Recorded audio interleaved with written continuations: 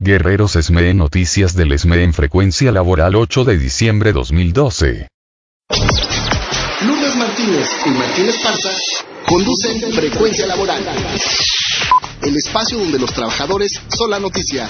Bienvenidos. Buenos días, yo soy Lourdes Martínez. Hoy es sábado 8 de diciembre del 2012. Saludo a nuestro auditorio en el interior del país y en la Ciudad de México. Buenos días, Martín, ¿cómo estás? Hola, Lulú, amigos del auditorio, buenos días. Envío un saludo a toda la clase trabajadora del país. Hoy es su desayuno de los jubilados de la Resistencia, de los rudos. Un saludo a todos ellos y en especial a nuestros compañeros del Sindicato Mexicano de Electricistas que están en esta resistencia digna y heroica. Hoy se aplica otro gasolinazo más.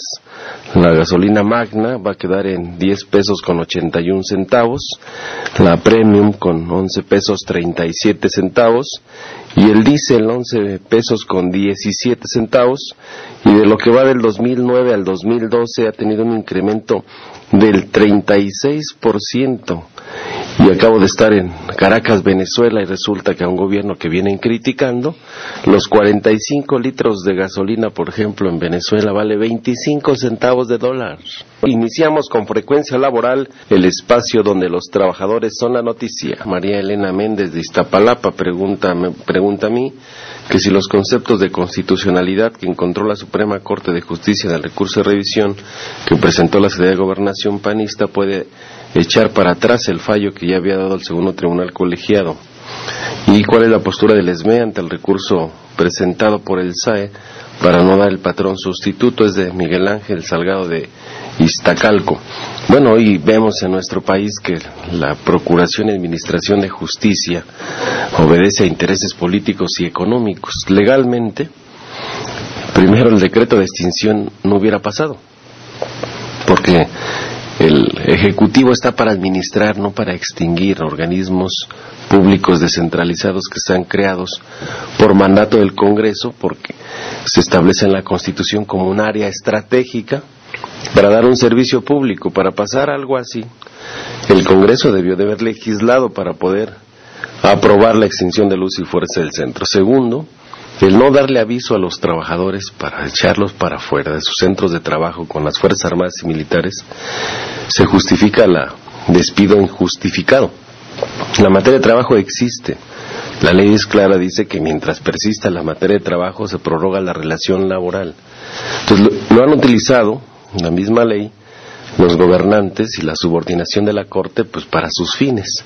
Hoy este tema del recurso que metió el SAE ante la Corte para la revisión y que ya fue admitido esta semana para mandarlo a la segunda sala, también observamos cómo lo mandan ahí para que el gobierno evite o reconozca que una de las desventajas de tomar esta decisión fue toda la parte legal. Ya la Corte se pronunció sobre el tema en julio del 2010, diciendo que el decreto era constitucional. Después de que la Junta Federal de Conciliación y Arbitraje el 30 de agosto del 2010 dio por terminar las relaciones individuales y colectivas mediante un laudo por caso fortuito y causa de fuerza mayor, está el amparo. Presentamos el amparo directo ante el Tribunal Colegiado de Circuito en materia laboral, y de ahí la PGR le solicitó más bien a la Corte que atrajera ese amparo para que lo revisara la Corte. Y la Corte revisa y dice: no hay temas de constitucionalidad, no hay asuntos relevantes, por tanto, dice, el Tribunal Colegiado tiene todas las facultades para resolver. Y analiza, porque no nada más resolvió el amparo del SME, sino resolvió otros amparos de compañeros que se liquidaron, incluso de jubilados, son 4 amparos más, y la misma segunda sala revisa y dice: todos los amparos reclaman lo mismo. Dice: son 3 aspectos lo que reclaman. Dice: el primero, si la extinción de Luz y Fuerza del Centro trajo como consecuencia la terminación de las relaciones individuales y colectivas por caso fortuito o causa de fuerza mayor. 2, si el SAE o CFE son patrón sustituto de los trabajadores. Y 3, si había que llamar de manera individual a los trabajadores a este juicio. Dice: por tanto, estos 3 temas, que son lo mismo que se reclama en todos los amparos, es un tema de mera legalidad. no tiene temas relevantes, por tanto, incluso le dieron el lineamiento al tribunal de cómo resolver la sentencia. Hoy lo que observamos entonces es mandarlo a la segunda sala, enfriar este tema, buscar el gobierno, una negociación con el Sindicato Mexicano de Electricistas para resolver de fondo, ¿no? Así lo entendemos nosotros. Se metió un recurso de reclamación, fue desechado por la Corte y hoy está en manos del ministro Luis María Morales, que pues, según las declaraciones que hubo, lo van a estudiar a partir del mes de enero. Tú diste una conferencia el pasado martes, 4 de diciembre, en la que decías que pues es tradicional esta táctica de infiltrar los movimientos, pero en esos infiltrados tú entregaste más de 200 fotografías de provocadores que se infiltraban en las manifestaciones de los electricistas. Vamos a escuchar el audio donde hablabas de esa provocación. Como Sindicato Mexicano de Electricistas estamos en contra de todo tipo de violencia y de criminalización a los movimientos sociales. Como experiencia en el ESME, en más de 3 años que llevamos resistiendo, pues hemos vivido lo mismo que que convocaron el día 1. Yo personalmente le entregué al finado Blake Mora un disco con 250 fotografías de gente que no pertenecía al Sindicato Mexicano de Electricistas. Muchos de ellos con gafas, gorras, morrales, y los detectamos rompiendo cristales de coches, incluso de una misma policía de la PFP, provocando e incitando a los trabajadores incluso a medidas más drásticas en la protesta. Y varios de estos que fotografiamos estaban trabajando en la Secretaría de Gobernación. Por eso nosotros decimos que la protesta es un derecho, la represión es el delito. Y lo que vimos en los propios medios es que hubo una provocación, hubo gente que estuvo encapuchada, no dieron la cara. Regularmente cuando hay protestas están resguardados los edificios públicos y en esta ocasión no había guardias en los edificios públicos. Sí, queremos señalar que desde el preparativo para los eventos del día 1 en San Lázaro, poner una valla de casi 20 kilómetros de vallas de acero, cerrar estaciones del metro, llevar el Estado Mayor Presidencial y varios medios de comunicación que obedecen a los intereses de esta oligarquía, diciendo y criminalizando que los que íbamos a manifestarnos el primero era la Coordinadora de Trabajadores, los Panchos Villas, Sindicato Mexicano de Electricistas y demás. Y empezaron entonces ya a montar una campaña mediática para preparar esta celada, porque eso era lo que estaban preparando, para que se llegara y estuviera una criminalización de la protesta social y además la represión que vimos. Con este tema nosotros queremos señalar que mientras más fue los daños que se ocasionaron por gentes que no están ni siquiera detenidos, con eso justificaron más dura la represión en contra de los manifestantes. Entonces se observa que esa es la tónica de cómo querer tratar a los movimientos sociales para, en este momento, pues han metido terror a la población, y yo creo que los que estamos en movimientos sociales tenemos que reorganizarnos, pues sentarnos a poder establecer estrategias, porque vamos a continuar con la movilización y con la protesta hasta que no se respete la Constitución y la ley en este país, eso es claro. Entonces tenemos que reorganizarnos. Hay un ejemplo muy claro en Chile. Los estudiantes son los que es un referente nacional de movilización fuerte. Hay mucha gente que ya los ubican perfectamente, de gente que llega a hacer destrozos, y lo que hacen ellos es aislarlos y dejarlos solos a esta gente que entran de provocadores. Entonces hay una experiencia que tenemos ya muy observada de la movilización, y yo creo que todos tenemos que reorganizarnos muy bien al momento que vayamos a hacer una protesta, para poder dejar aislados a esta gente, identificar a nuestros propios compañeros de base y sobre todo que pues continuemos con este derecho constitucional que tenemos. A la libre manifestación. Nosotros tenemos 10 compañeros en la cárcel desde el 11 de abril del 2011 y primero los detuvieron la Policía del Distrito Federal y fueron consignados en el Fuero Común. después de 6 meses de su defensa, quedan absueltos. Pero antes de la sentencia, el Ministerio Público Federal también les pone una serie de denuncias federales.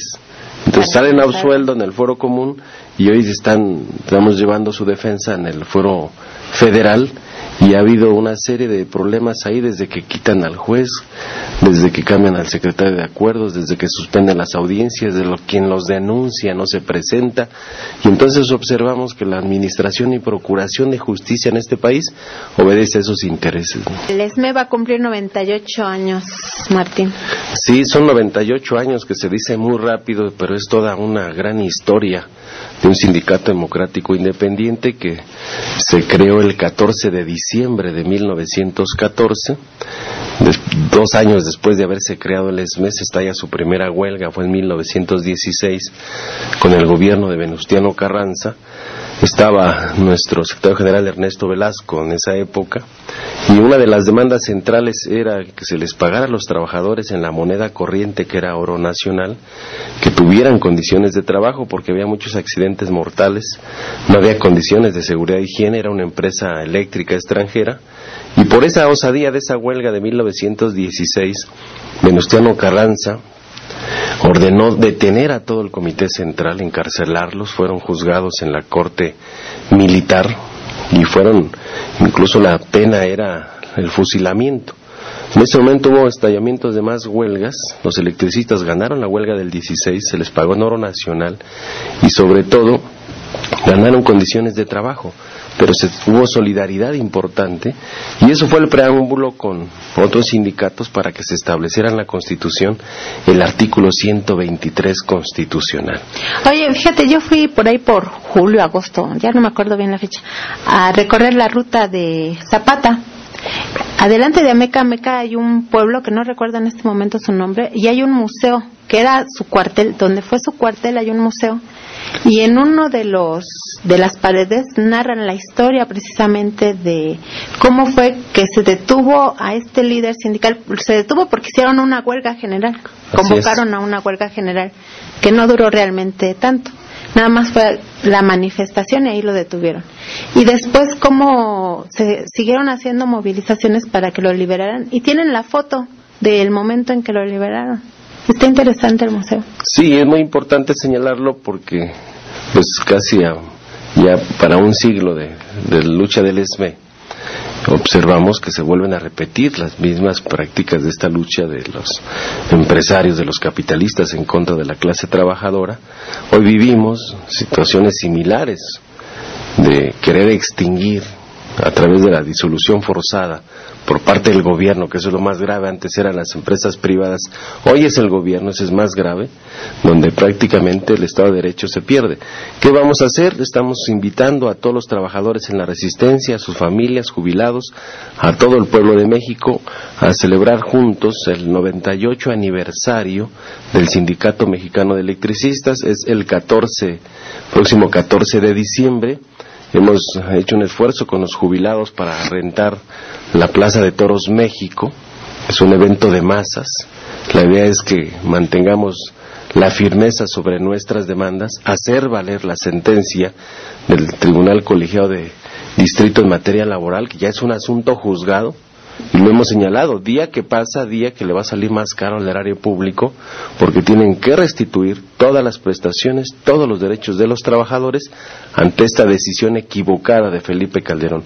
Entonces la cita es el próximo 14 de diciembre en la Plaza de Toros México, a partir de las 4 de la tarde, la asamblea arrancará a las 6 de la tarde.